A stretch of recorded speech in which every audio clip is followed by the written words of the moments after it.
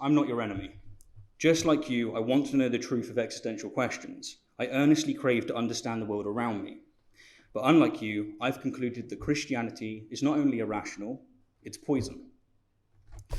So, on that light note, next question. If you could please raise your hands again if you're Christian, and keep them raised if you believe that life starts at conception. I'm not doing this to judge you, I'm just trying to find out a thing here. Okay, cool. Now, it's an interesting split, and considering that you all have access to the same divine book, and yet you have staggeringly different views, does this mean that a portion of you have irrational beliefs? If so, don't worry, it's them, not you. What about gay marriage? Please put your hand up if you're for it. If you think that homosexuals should be allowed to marry, please put your hand up. Again, there's a split. And again, what does this mean in terms of rationality? You all have the same divine message, and yet you have staggeringly different views. Remember, this is divine revelation we're speaking about. This isn't some assertion that's been made at the pub. This is coming from an all-powerful, almighty God. You would think it would be a little clearer. Right, last one. Please put your hands up if you accept evolution by natural selection. I'll be honest, that is more than I expected. Progress. Okay, but there is another split, and that is predictably irrational. You'd have thought that Genesis would have made us all convinced that man was created by God, and indeed, most Christians throughout history have believed exactly that. In fact, there was a time where people like me would have been executed because I don't hold that view. But over the last few hundred years, scientific discoveries, that is, overwhelming evidence, has dragged Christianity into the 21st century kicking and screaming, and now it has the audacity to pretend that it's wanted to be here all along. Now, to the topic at hand, is Christianity rational? The answer is that it depends on the definition in use and the specific theological claims made, as indeed was lightly covered by Justin.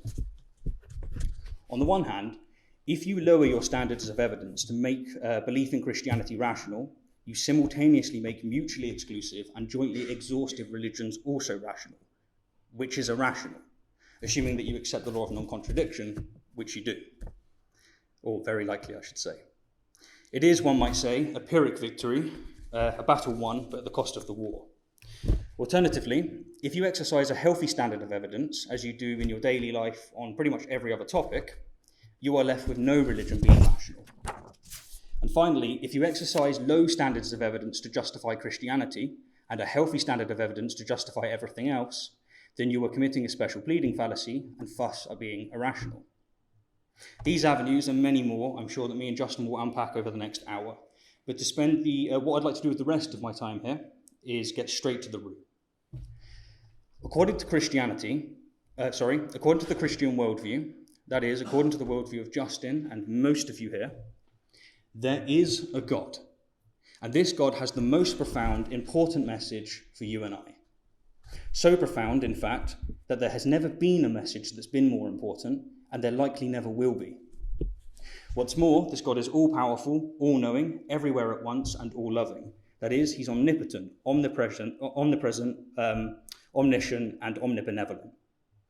What this means is that this God could, by definition, click his fingers, and instantly we'd all receive this most important message, and it would, by definition, be tailored in such a way that we would all accept it in its entirety.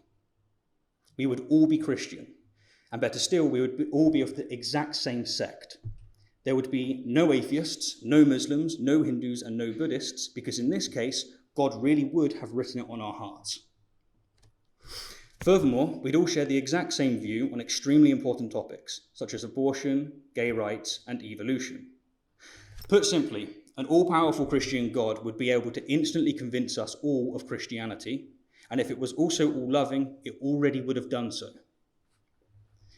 However, this God, with its divine intelligence, chose to convey this most important message, and with it the balance of eternal pleasure and eternal suffering, to a small group of people in a breathtakingly illogical, irrational way. And now, 2,000 years on, you and I have to rely on copies, of translations, of amendments, written by anonymous authors with contradicting accounts, and whose accounts have suspicious similarities with other religious myths. And yet, this all-powerful, all-loving God expects us to accept this abysmal evidence as if it's sufficient. And if we don't, this God will strike down upon thee with great vengeance and furious anger. Ask yourself, with all sincerity, how is that rational? Even if you strip back my hyperbole and bend as far backwards as you possibly can you really rationalize such absurdity? Would you accept such malformed logic in any other domain of discourse? A personal friend of mine, and indeed a hero, Matt Dillahunty, has said that for him, the aforementioned observation is the nail in the coffin for Christianity. And I agree with him, though I believe it to be more accurate to say that it's the final nail on the cross. An omniscient God would clearly know that such evidence is not nearly sufficient, and an omnibenevolent God would find it morally repugnant to demand that we accept the unacceptable under threat of anything. Therefore, only an impotent or evil being would conjure such an irrational set of circumstances. But to be more forthright, if I possibly can, let me put it this way. If you believe in an omnipotent, omnibenevolent God that wishes to convey a message convincingly, and you are earnestly convinced that anecdotal, contradictory, anonymous translations, of copies, of amendments, of accounts of reality being suspended in a way never seen before or after, I fear that I can't help you, and neither can Jesus.